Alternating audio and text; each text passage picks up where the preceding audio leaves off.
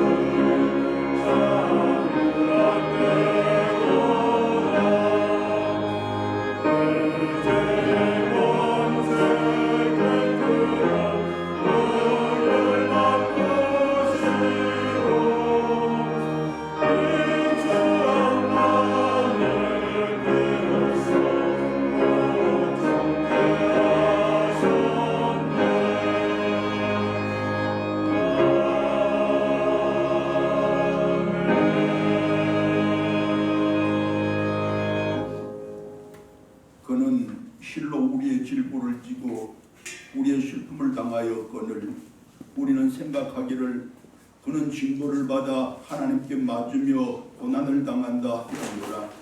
그가 찔림은 우리의 허물 때문이요 그가 상함은 우리의 죄악 때문이라. 그가 징계를 받음으로 우리가 평화를 누리고 그가 채찍을 맞음으로 우리는 나음을 받았도다. 우리는 다 양 같아서 그릇 행하여 각기 제 일로 갔거늘 여호와께서는 우리 모두의 죄악을 그에게 담당시키셨도다. 아멘.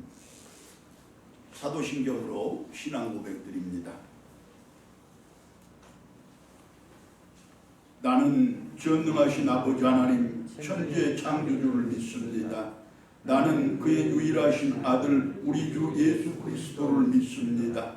그는 성령으로 잉태되어 동정녀 마리아에게서 나시고 본디오 빌라도에게 고난을 받아 십자가에 못 박혀 죽으시고 장사된 지 사흘 만에 죽은 자 가운데서 다시 살아나셨으며 하늘에 오르시어 전능하신 아버지 하나님 우편에 앉아 계시다가 거기로부터 살아있는 자와 죽은 자를 심판하러 오십니다.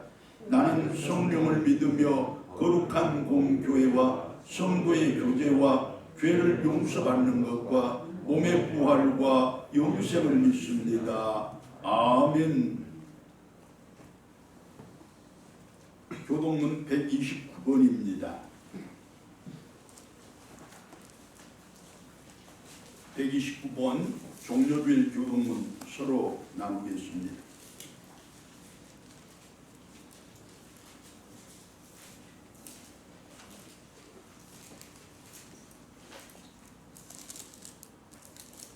시온에 따라 크게 기뻐할지어다.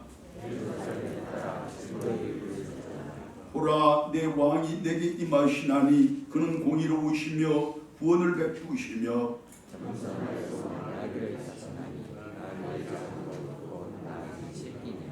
내가 에브라임의 병거와 예루살렘의 말을 끊겠고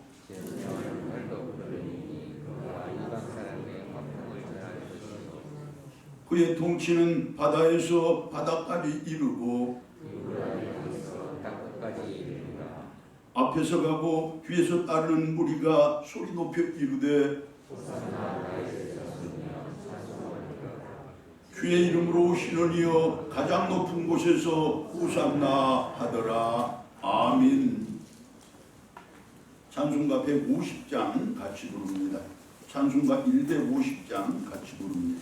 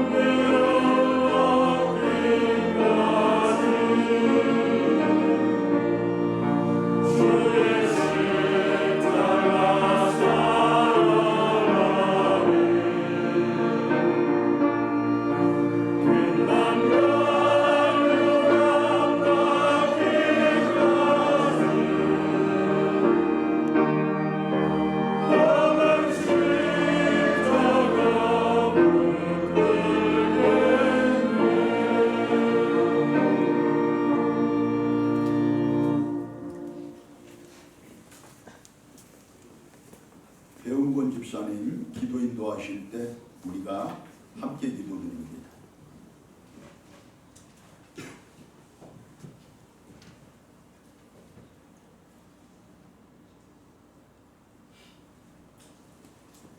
오직 주님만이 가장 완전한 예배 받으시기에 합당하신 온전한 창조주 여호와 하나님이심을 기쁨으로 고백합니다.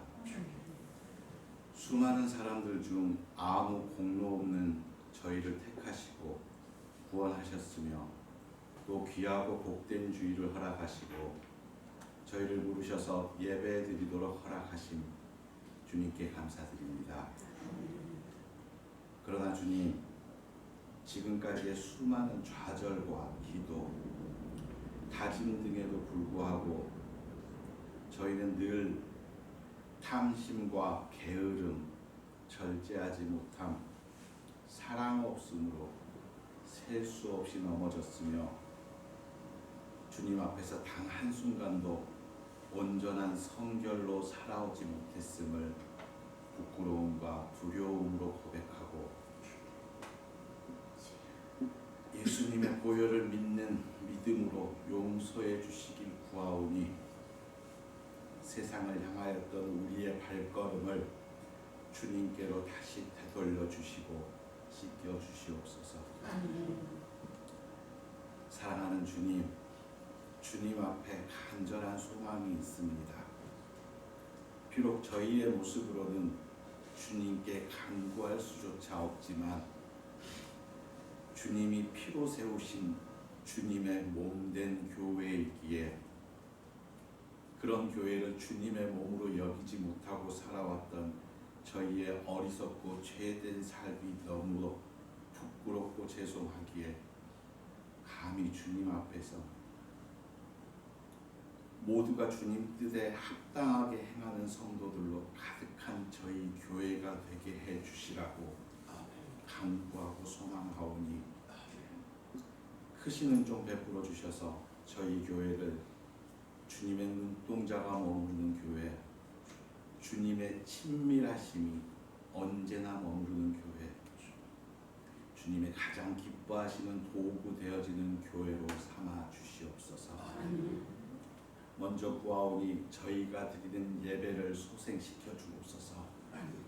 이제 더 이상 예배라는 이름으로 자신의 만족과 자신만의 기준에 부합한 의와 스스로 만들어내는 가짜 감동을 추구함이 아니라 오직 주님을 주님으로 아는 믿음과 가장 낮고 천한 저희를 자녀 삼아 주심에 대한 감사 때문에 목 놓아 부르는 찬양, 주님 뜻대로 살지 못한 두려움과 부끄러움 때문에 주님이 고쳐주심을 바라는 믿음으로 울부짖는 눈물과 다시 아버지 품으로라고 외치며 되돌아서는 회개, 어떤 상황 속에서도 저를 순종의 도구로 삼으소서라는 간절한 기도가, 그리고 주님 말씀에 제가 목마르오니 저를 채워 주시옵소서라는 갈급함과 사모함으로 가득 채워진 예배가 넘치는 저희 교회가 되기를 간절히 소망합니다. 또한 간구하오니 성령께서 저희를 온전히 이끄시어 저희의 교만을 낮춰주시기 원합니다. 내 지혜로 내 힘으로 주님을 기쁘시게 하겠다는 어리석은 교만은 버리고 주님 어디로 갈까요? 주님 제가 무엇을 할까요? 주님 어떻게 할까요? 주님 도와주세요 라는 고백으로 스스로가 아닌 주님과의 동행을 가장 기쁨으로 여기는 삶, 저희의 삶 자체를 주님에게 내어드리는 도구로서의 삶, 먼 훗날 주님과의 친밀함이 제겐 가장 큰 행복이었다고 모두가 고백할 수 있는 그런 성도들로 가득한 교회가 되기를 소망합니다.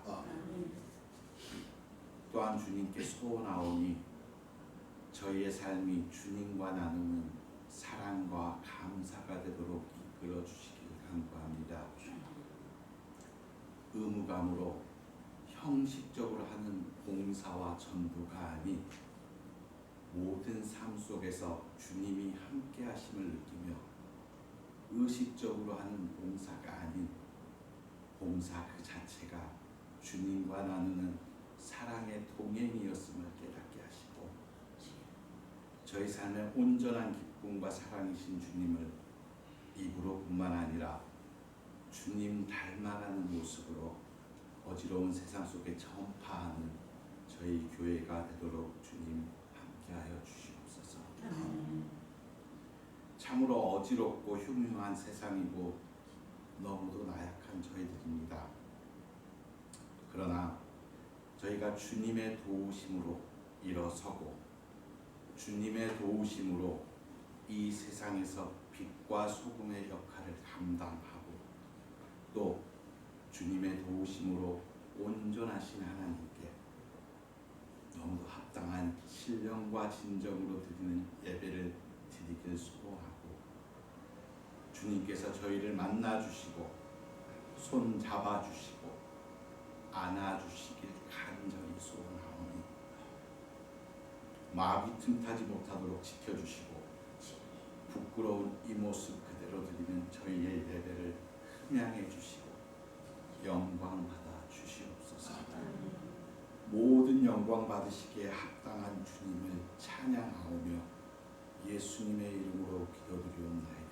아멘.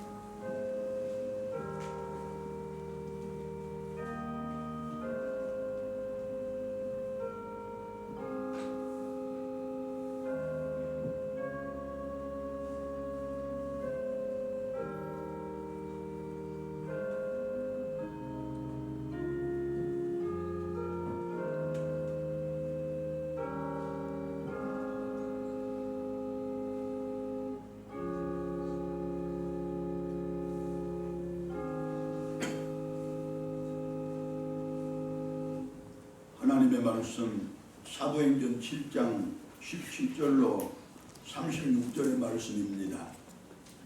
사도행전 7장 17절로 36절의 말씀을 제가 받들어 봉독합니다.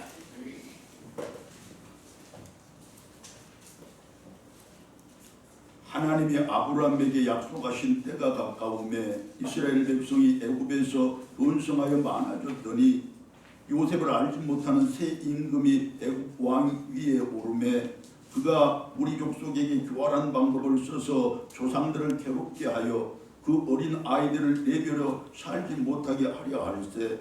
그때 모세가 낳았는데 하나님 보시기에 아름다운지라 그의 아버지의 집에서 석 달 동안 길리더니 버려진 후에 바로의 딸이 그를 데려다가 자기 아들로 기르매 모세가 애굽 사람의 모든 지혜를 배워 그의 말과 하는 일들이 능하더라. 나이가 40이 되매 그 형제 이스라엘 자손을 돌볼 생각이 나더니 한 사람이 원통한 일당함을 보고 보호하여 압제받는 자를 위하여 원수를 갚아 애굽 사람을 쳐 죽이니라. 그는 그의 형제들이 하나님께서 자기의 손을 통하여 구원해 주시는 것을 깨달았으리라고 생각하였으나 그들이 깨닫지 못하였더라.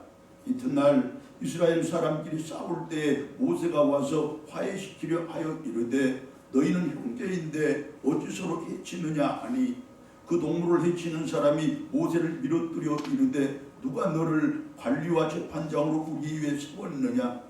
내가 어제는 애굽 사람을 죽인 것 같이 또 나를 죽이려 하느냐 하니 모세가 이 말 때문에 도주하여 미디안 땅에서 나그네 되어 거기서 아들 둘을 낳으니라. 40년이 참에 천사가 시내산 광야 가시나무 떨기 불꽃 가운데서 그에게 보이거늘 모세가 그 광경을 보고 놀랍게 여겨 알아보려고 가까이 가니 주의 소리가 있어 나는 내 조상의 하나님 즉 아브라함과 이삭과 야곱의 하나님이라 하신데 모세가 무서워 감히 바라보지 못하더라. 주께서 이르시되 내 발에 신을 벗으라. 내가 서 있는 곳은 거룩한 땅이니라. 내 백성이 애굽에서 괴로움을 받음을 내가 확실히 보고 그 탄식하는 소리를 듣고 그들을 구원하려고 내려왔노니 이제 내가 너를 애굽으로 보내리라 하시니라. 그들의 말이 누가 너를 관리와 재판장으로 세웠느냐 하며 거절하던 그 모세를 하나님은 가시나무 떨기 가운데서 보이던 천사의 손으로 관리와 속량하는 자로서 보내셨으니 이 사람이 백성을 인도하여 나오게 하고 애굽과 홍해와 광야에서 40년간 기사와 표적을 행하였느니라. 아멘. 이 시간에 우리 보남 집사님과 그 큰아들 엘리사가 함께 하나님께 찬양으로 영광 돌리겠습니다.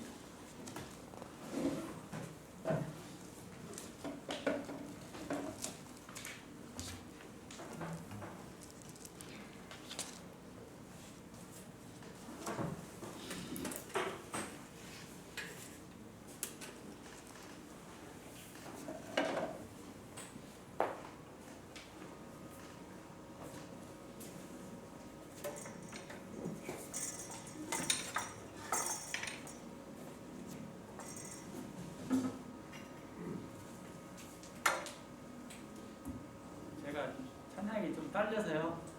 우리 아들의 도움을 좀 받고자 같이 나왔습니다. 너그럽게 봐주십시오.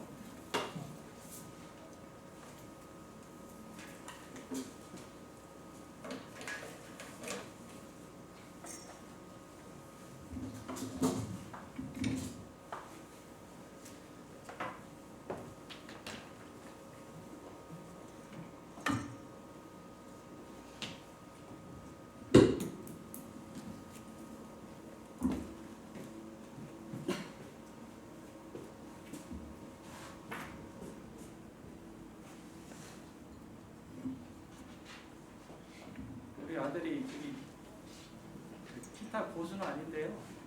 동아리에서 동아리 멤버들하고 기타를 좀 치고 있어요. 기타 통해서 하나님께 찬양을 드리게 된 것이 너무나 감사합니다.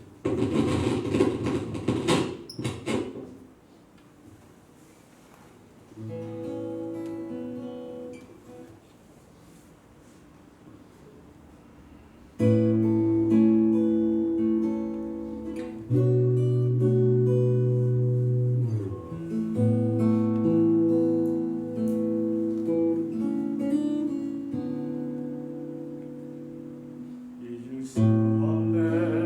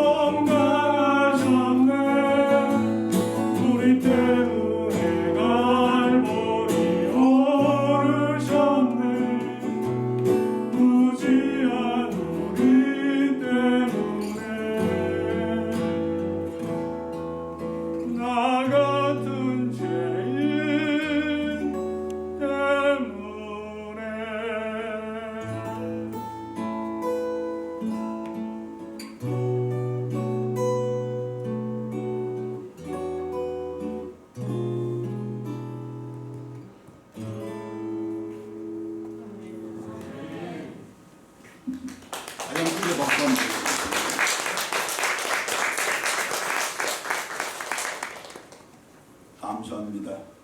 이런 기회가 우리 가정에서 자꾸도 있었으면 좋겠습니다.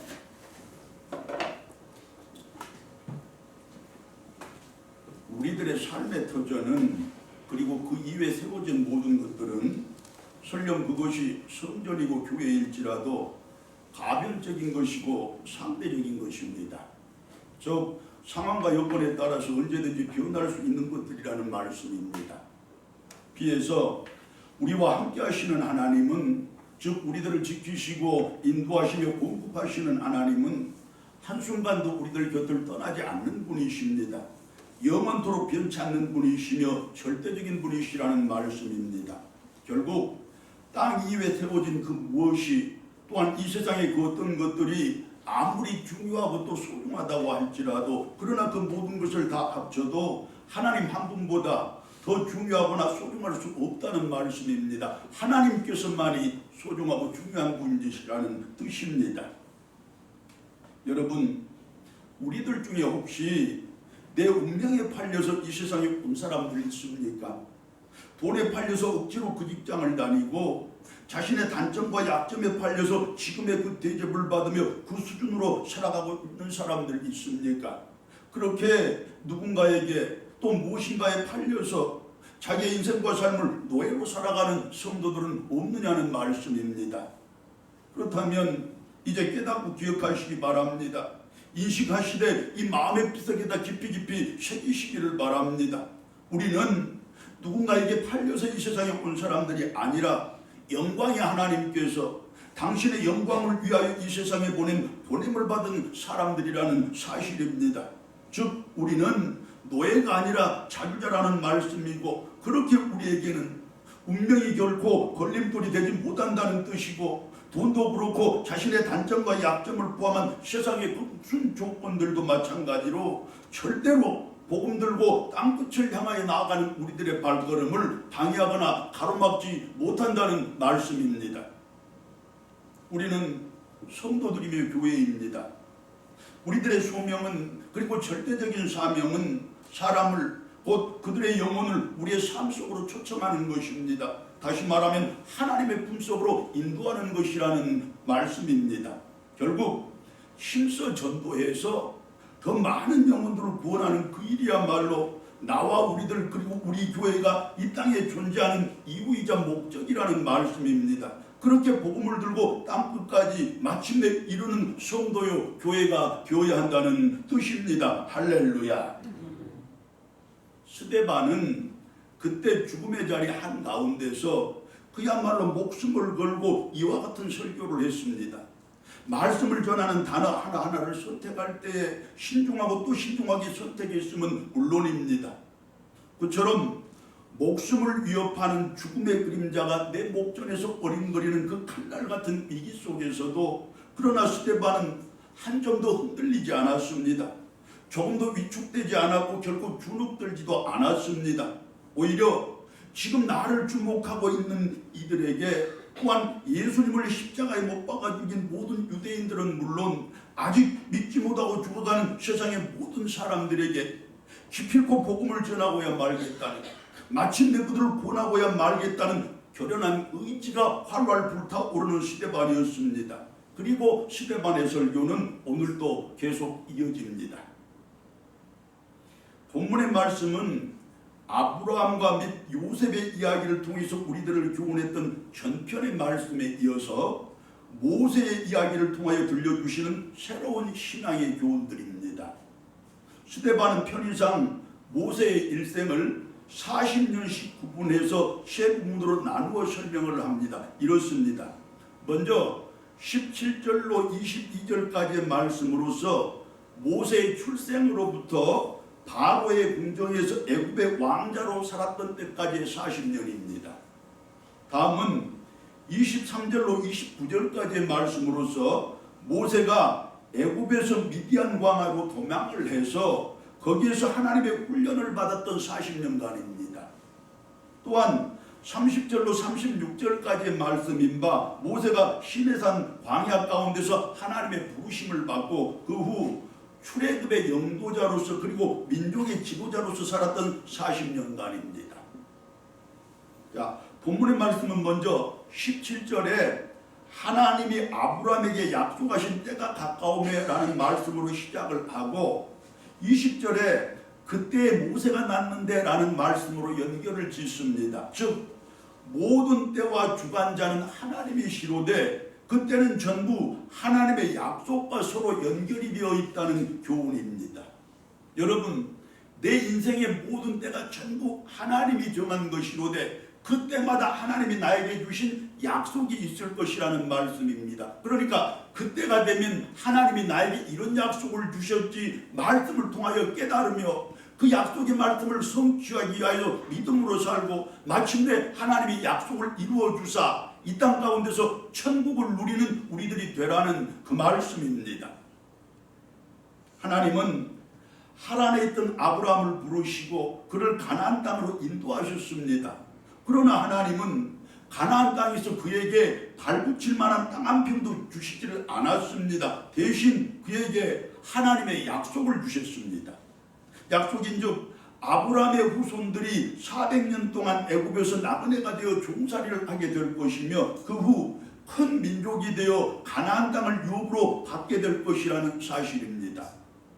하나님께서는 그 약속을 이루시기 위하여 당신의 계획표와 당신의 시간표대로 이스라엘의 역사를 경영하셨고 그 계획의 일환으로 아브라함의 손자 중에 11번째인 요셉을 애굽으로 팔려가게 했습니다. 그리고 여러 가지 훈련의 과정을 거친 후에 그를 애굽의 총리 대신이 되게 하였고 또한 그를 통하여 그의 아버지 야곱을 비롯한 그 가문 전체를 애굽으로 이민을 시켰습니다. 아브라함의 후손들이 애굽에서 나그네가 되어 종살이를 하게 될 것이라는 하나님의 약속이 이처럼 순서대로 차근차근 이루어져 가고 있는 것입니다. 세월이 흘러서 아브라함의 후손인 이스라엘의 백성이 번성하고 번창하여 수가 많아졌습니다. 본문 17절 말씀입니다. 하나님이 약속하신 때가 가까우매 이스라엘 백성이 애굽에서 번성하여 많아졌더라.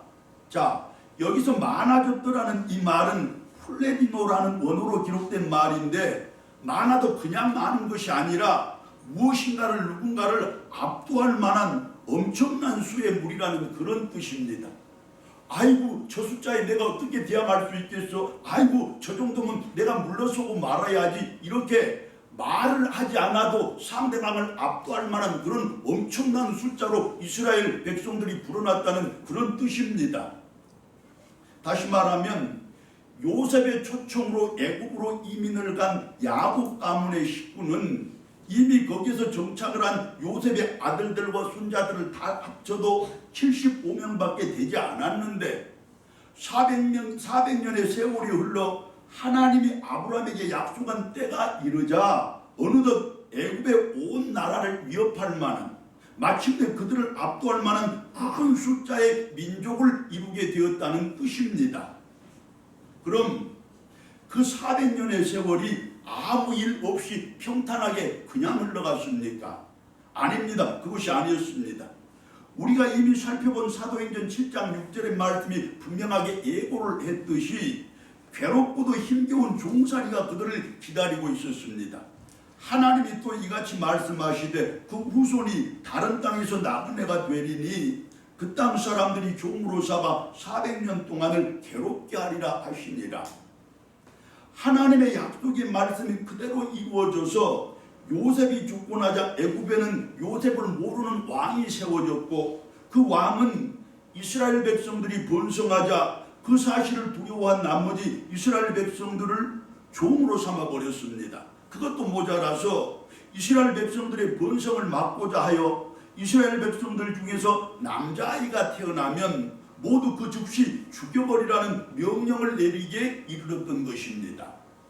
사실 이 세상에 누구라고 자발적으로 종살이를 선택하는 사람이 있겠습니까? 종살이라는 것은 그야말로 눈물과 한숨과 고통과 괴로움의 총체적인 집합체인 것을 우리들이 압니다.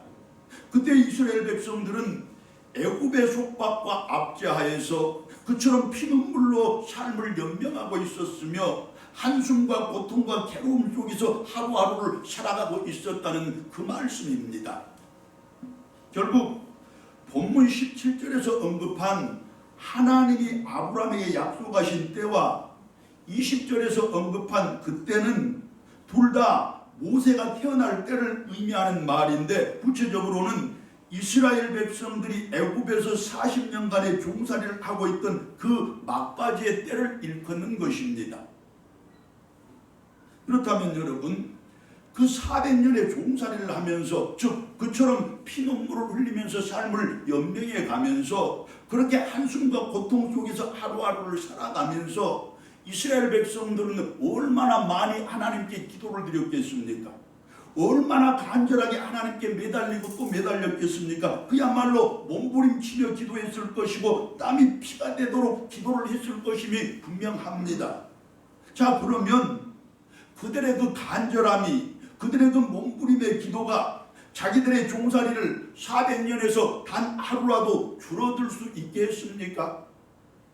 아닙니다. 그렇지 못했습니다. 아니, 그럴 수가 없었습니다. 왜냐하면 그 400년이라는 때를 정하신 분은 하나님이시고 하나님께서는 이미 그 때를 400년으로 딱 작정을 해 두셨기 때문입니다. 여러분, 하나님께서 인간을 위해서 작정하신 때는 인간에 의해서 조정이 되거나 변경될 수가 없다는 말씀입니다. 인간이 갈망한다고 앞당겨지지도 않고 인간이 길을 쓰고 막는다고 막아지는 것도 아니라는 말씀입니다. 그래서 하나님께서는 당신이 약속하신 그때가 이르자, 그때가 가까워왔을 때 모세를 이스라엘로 보내셨고 그때가 이르자 그를 통하여 당신의 약속을 성취하셨던 것입니다. 즉 출애굽의 대역사를 이루어내셨다는 말씀입니다. 여러분, 고난이 길어지니까 한숨이 깊어진 분들 계실 것입니다.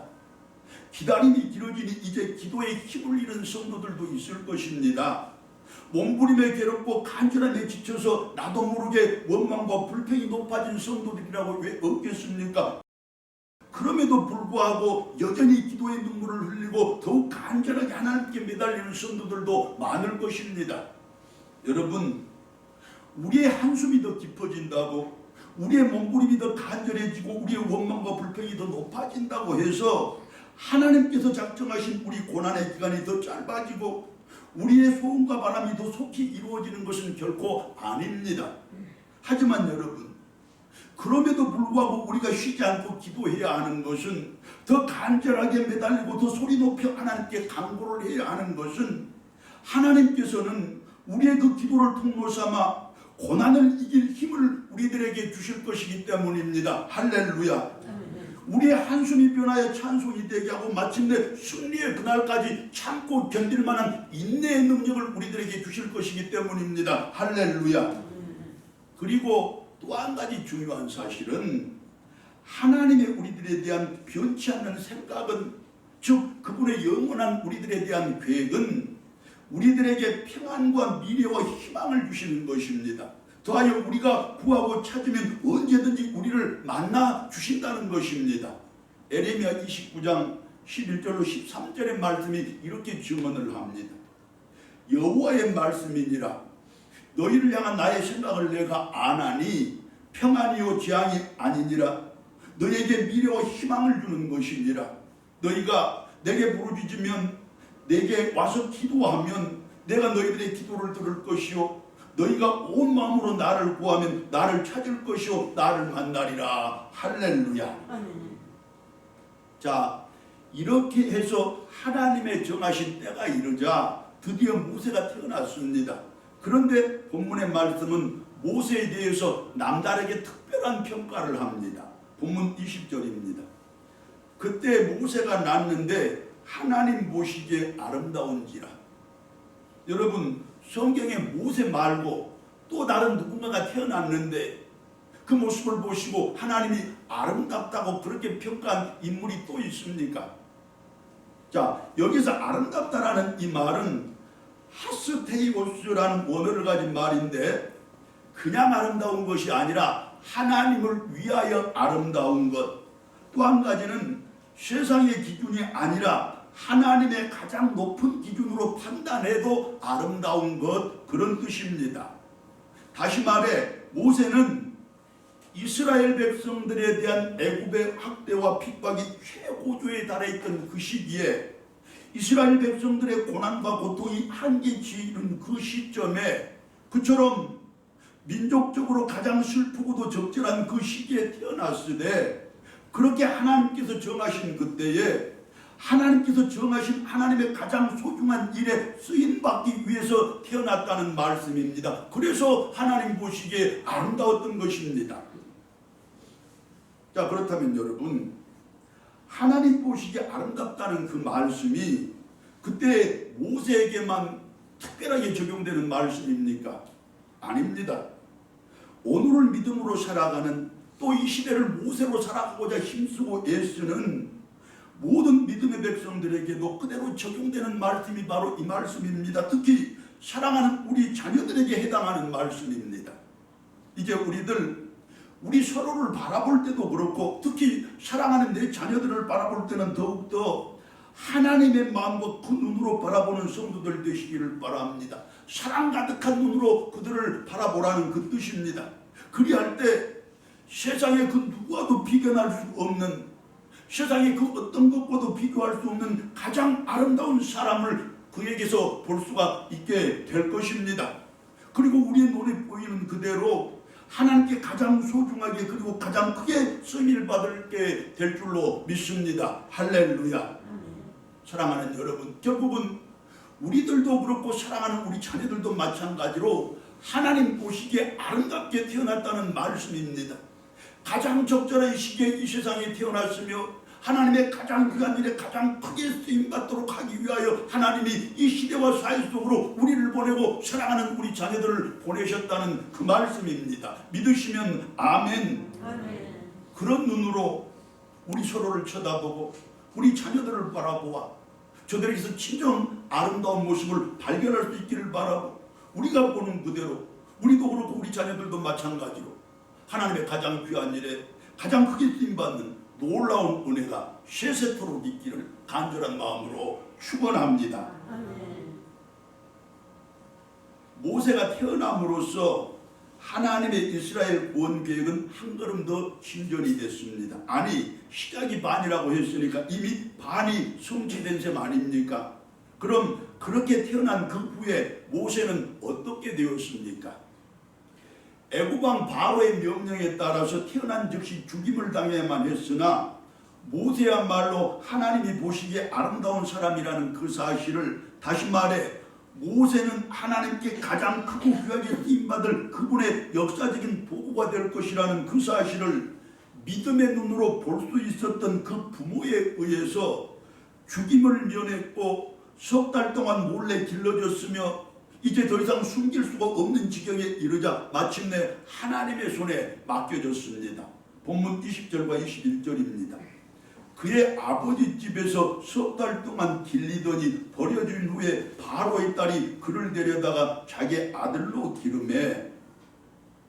여기서 버려졌다라는 이 말은 모세의 부모가 바로의 명령이 무서워서 아무런 대책 없이 그 아기를 갖다 버렸다, 그런 뜻이 아닙니다.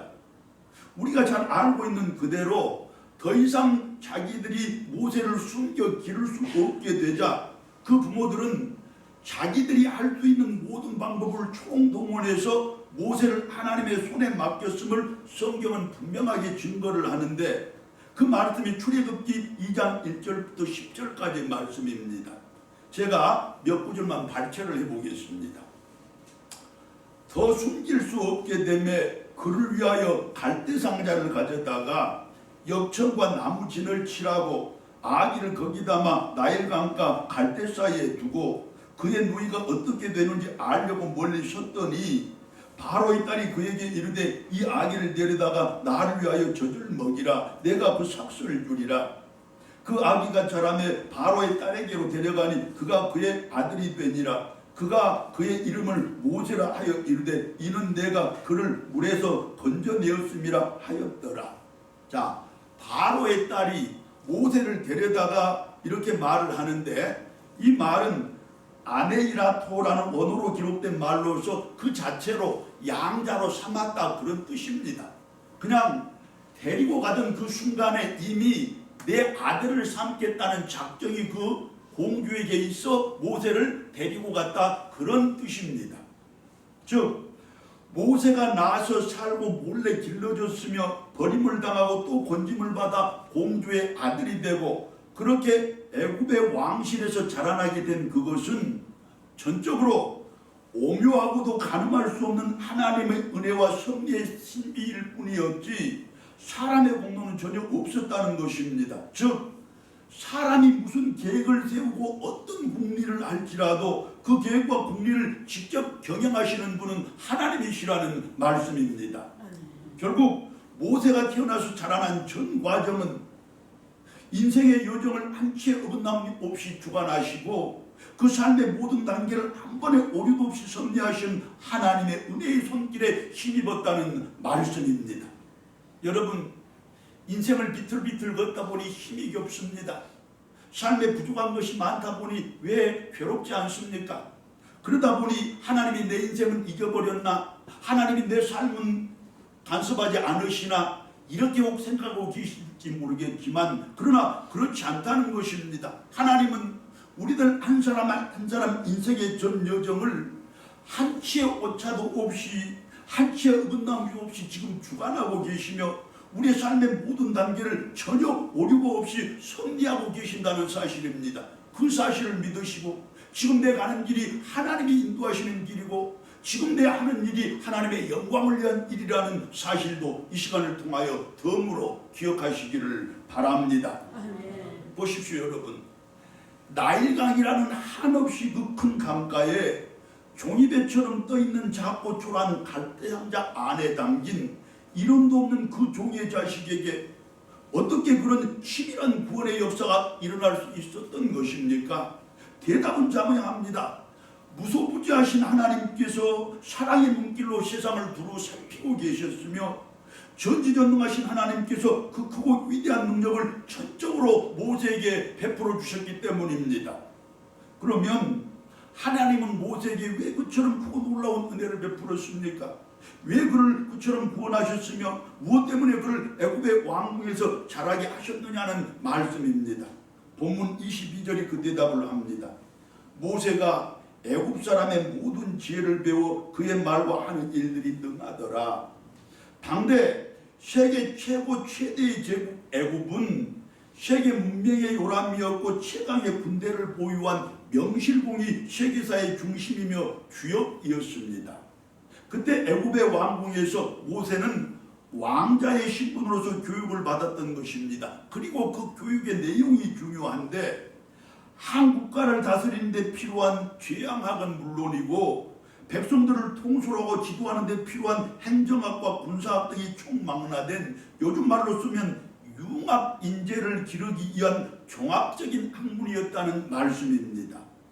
자, 어떻습니까 여러분? 그와 같은 궁중 학문의 배경이 없었다면, 그와 같은 종합적인 학문을 배우지 않았었다면 그가 과연 출애굽의 대역사를 이끌어갈 민족의 연구자가 될 수 있었겠습니까?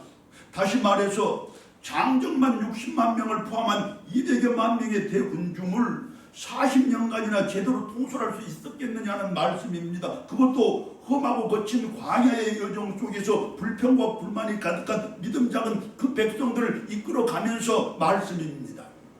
덧붙이자면 그와 같은 그의 학문이 없었다면 오늘 우리들에게, 아니 오고 또 오는 만세대의 믿음의 백성들에게 하나님의 살아계심을 그토록 생생하게 전해주는 모세 오경을 어떻게 기록할 수 있었겠습니까? 결국 하나님이 그때에 바로의 딸을 통하여 모세를 건지신 것은, 또한 그처럼 모세로 하여금 궁중교육을 받게 하신 것은 모세 개인의 내일뿐만 아니라 모세를 도구 삼아 구원하실 이스라엘의 미래를 위한 일이었던 것입니다. 그리고 또 한 가지, 그로부터 3500년이 지난 오늘날 모세가 기록한 그 성경들을 통하여 하나님을 알고 또 믿게 된 바로 지금 여기에 우리들의 내일을 위한 일이기도 했던 것입니다. 보십시오 여러분, 하나님은 3500년 전에 모세로 하여금 그런 교육을 받게 하셨는데 모세의 그런 교육이 오늘 우리들로 하여금 하나님을 생생하게 알게 하고 하나님을 잘 믿게 하는 성경이 되어 우리들에게 전해주었다는 말씀입니다. 3500년 전에 모세의 교육이 오늘 우리들의 미래를 준비하는 일에까지 영향을 미친다는 말씀입니다. 할렐루야. 여러분, 여기 우리들 중에 자신의 내일을 아는 사람 아무도 없습니다. 하물며 우리 자식들의 미래를 어떻게 알겠습니까? 물론 나라와 민족의 미래를 알 수 없음도 마찬가지입니다. 하지만 하나님께서는 다 알고 계실 뿐만 아니라 중요한 사실은 나의 내일은 물론 내 자식들의 미래와 이 나라와 민족의 미래까지도 전부 당신이 계획을 하고 계시는데 그 계획을 지금 여기에 나와 우리들을 통하여 이루어 가실 것이라는 약속입니다. 할렐루야.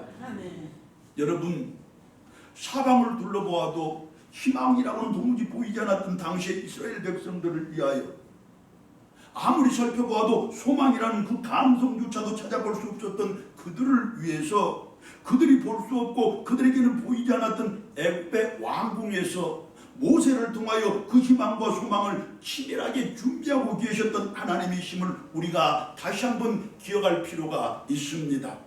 그리고 그 하나님께서 오늘 이 자리에 우리들을 통하여 이 시대의 희망과 우리 사회의 소망은 물론이거니와 우리 자신과 우리 자녀들의 미래를 준비하고 계신다는 그 사실을 굳게 믿으시기를 바랍니다.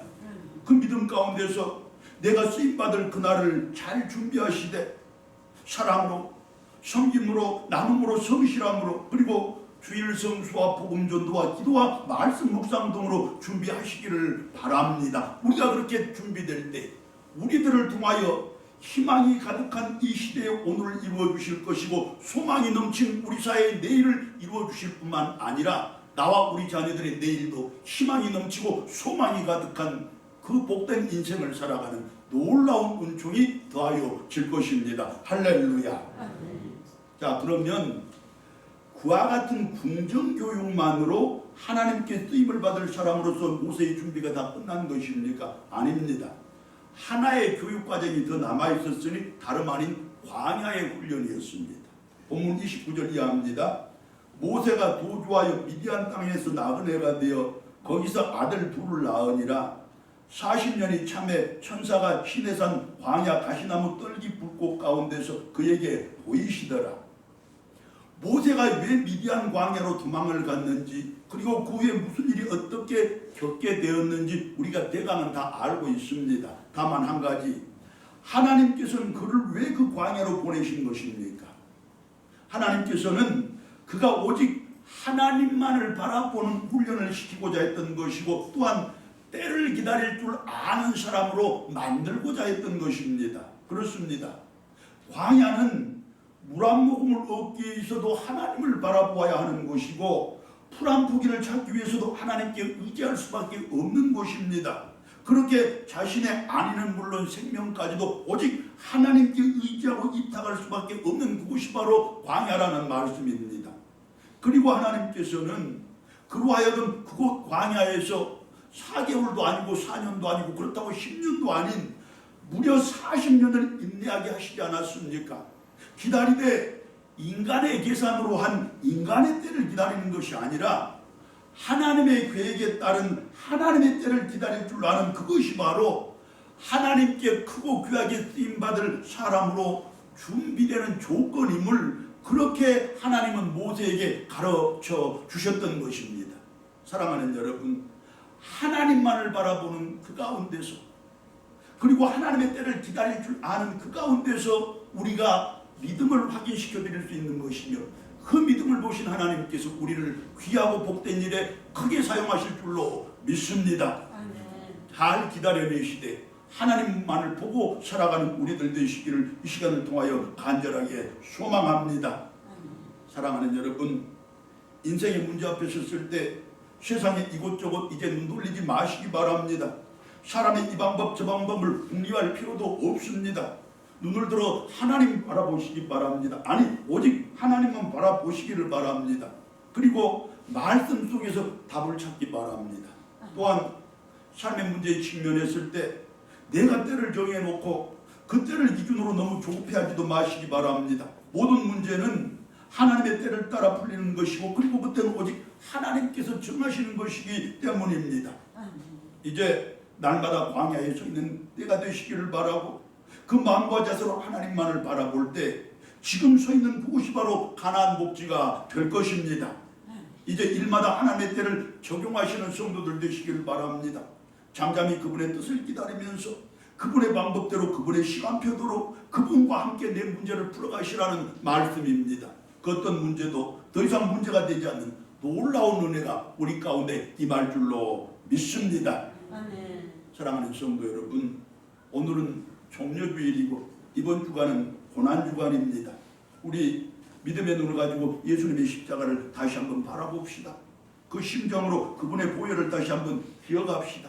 그리고 내 손과 발에 못을 박는다는 그 심정으로, 내 가슴을 빗으로 찌른다는 그 결심으로 내 죄를 회개합시다. 그 회개를 바탕으로 이제부터 모세의 길을 가되 누가 보기에도 아름다운 사람, 특히 하나님 보시기에 가장 아름다운 우리 들곳의 온 성도들 되기를 바라고, 특별히 우리 자녀들 되기를 진심으로 소망합니다. 기도드리겠습니다.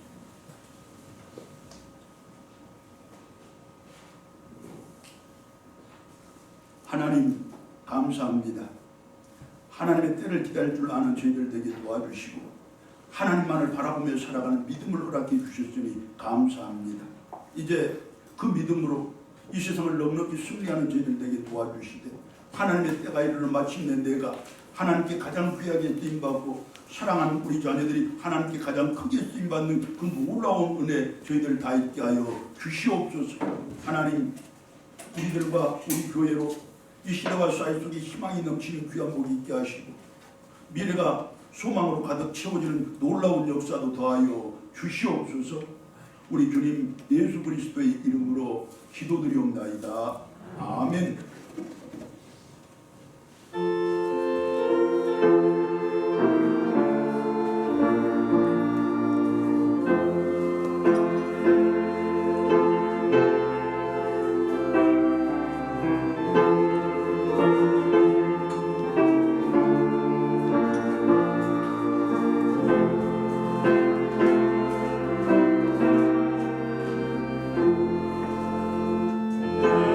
예수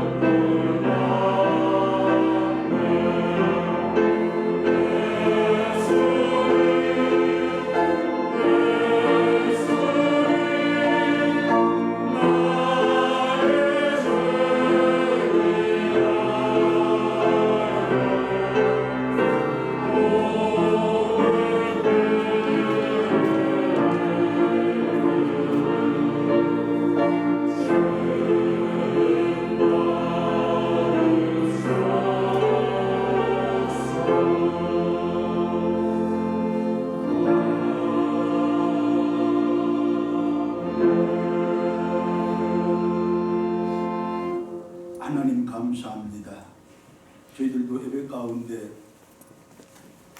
귀하고 복된 은혜 누리게 하시고 또 하나님의 복 주신 그 은혜 감사드려 이처럼 정성껏 귀한 예물 드릴 수 있는 믿음 주셨으니 진심으로 감사합니다. 예물들을 바치는 저희들의 마음속에 우리 자녀들의 미래가 희망으로 가득 차기를 원하는 소망이 있고 우리들의 삶의 오늘이 소망으로 가득 채워지기를 바라는 소망이 있사온즉 하나님 다 헤아리시고 전부 살피셔서 우리 자녀들의 미래가 우리들의 오늘이 하나님의 뜻 안에서 복되게 채워지고 은혜 넘치게 엮어지게 하여 주시옵소서. 하나님 오늘도 저희들 하나님의 말씀 가운데서 새롭게 결단하고 다짐했으니 이 땅을 모세로 살아가며 늘 하나님의 뜻을 준행하되 하나님이 쓰시고자 하는 그때 가장 적절히 쓰임받도록 내 자신을 잘 준비하고 잘 갈고 다듬는 참된 신앙인들이요 진정한 하나님의 자녀들 다 되게 하여 주시옵소서. 하나님 예물들 속에 들어있는 우리들의 간구와 기도 하나님 아시니 세밀히 살펴주시고 그리하여 우리의 삶에 채울 것 채워주시고 혹 버릴 것 있으면 버리는 귀한 복도 누리게 하여 주시옵소서. 사랑하는 우리 자녀들 객지에서 살아가는 자녀들 많습니다. 군문에 있는 자녀들도 있습니다. 하나님 저들이 오늘도 그들의 삶의 현장에서 졸지도 주무시지도 않고 나를 지키시는 하나님을 새롭게 뵙는 놀라운 은혜 더하시고 날마다 하나님의 은총 가운데서 건강하고 안전하게 그리고 재분깃 온전히 감당하며 살아가는 귀한 복 누리게 하시옵소서. 사랑하는 우리 부모님들 이 땅을 지내는 동안에 늘 건강하게 하시되 입술에서 감사의 찬송이 감사의 기도가 끊이지 않는 그 복 허락하여 주시옵소서.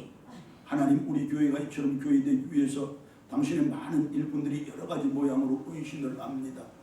하나님 특별히 우리 차량을 운행하는 당신의 귀한 아들을 하나님 은혜 가운데서 품어주셔서 그 길이 날마다 찬송의 길 되게 하시고 기쁨의 길 되게 하시고 감사의 길 되게 하시되 우리 모든 성도들의 신앙을 실어 나누는 그런 길 되도록 은총 더하여 주시옵소서.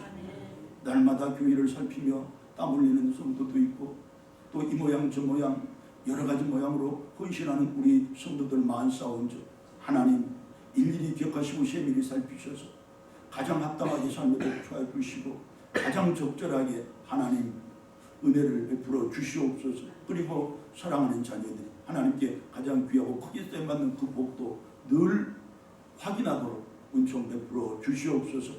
시대가 어렵고 사회가 어렵습니다. 하지만 이럴 때일수록 하나님의 백성답게 믿음의 사람들답게 더 거룩하고 경건한 삶을 유지해가는 저희들 되게 도와주시고 특별히 고난주간 한 주간만큼이라도 하나님의 뜻이 무엇인지 십자가의 의미가 어떤 것인지 주님의 보혈이 진정 내 가슴속에 흐르는지를 다시 한번 확인하고 점검하는 저희들 되도록 도와주시옵소서.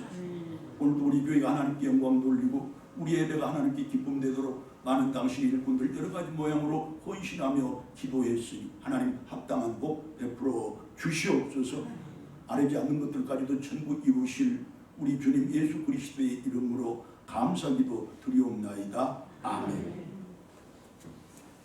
이 시간에는 우리 남성교회 임원 여러분들께서 교우 여러분들께 인사드린다 합니다. 먼저 나와서 인사드리시고 광고 듣도록 하겠습니다.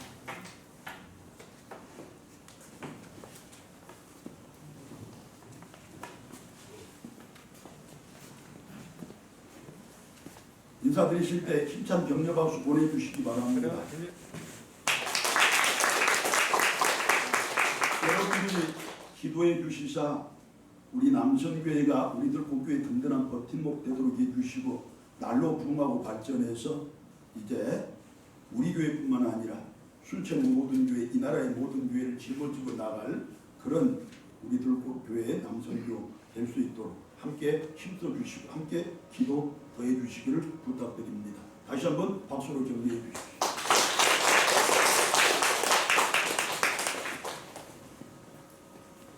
자, 주보 잠깐 보겠습니다. 자, 오늘이 종려주일이면 이제 이번 주간은 고난주간입니다. 여러분, 고난주간의 의미에 더 설명해서 못하겠습니까? 예수님이 십자가 묵상하면서 한 주간 내 삶과 신앙이 깊은 성찰과 회개가 있기를 바랍니다. 여러분, 오늘 한 주간을 잘 지내고 내서 우리 주님의 부활에 함께 동참하기를 바라고, 부활의 능력으로 이 세상을 넉넉히 이기며 살아가는 우리 모두이기를 진심으로 소망합니다. 다음 주일 부활주일이니 풍성한 감사와 함께 주님 앞에 나오시기를 바라고, 또 특별한 의미를 부여해서 부활주일만큼은 내가, 그리고 우리 가족들이, 내 사랑하는 모든 이들이 함께 하나님께 나아가 예배드려야지, 이런 마음의 다짐과 각오도 있기를 바랍니다. 옛날에 우리 선조들은, 아니 근래에도 그렇습니다만, 부모가 돌아가셔도 3년상을 치렀습니다. 3년 동안이나 쉬운 말로 부모의 고난에 함께 동참했다, 그런 뜻입니다. 한 주간 우리 주님의 고난에 동참하는 우리들 되어서 주님의 고난의 의미 잘 새기고, 그 고난이 있어 내가 살았으며 그 고난이 있어 내가 부활의 백성이 되었다는 사실을 꼭 확인하시고 기억하시는 온 성도들 되시기를 바랍니다. 이제 4월달이 되는데 4월달은 이구역이 교회 청소를 수고해 주시겠습니다. 그리고 아직도 감염병 위험이 높습니다. 그 사실을 염두에 두시고 위생관리 만전을 기하시되, 예방 백신 접종할 때 내 차례가 되면 주저하거나 망설이지 마시고, 꼭 의심하지 마시고 꼭 접종 받으시기를 바랍니다. 이 밖에 이렇게 저렇게 좋은 소식들 서로 나누시기를 바라고, 꼭 풀어야 할 문제가 있다면 한 마음으로 기도해서 같이 풀어가는 우리 온 교회 성도들 되시기를 진심으로 소망합니다. 이제 찬송가 436장 같이 부릅니다.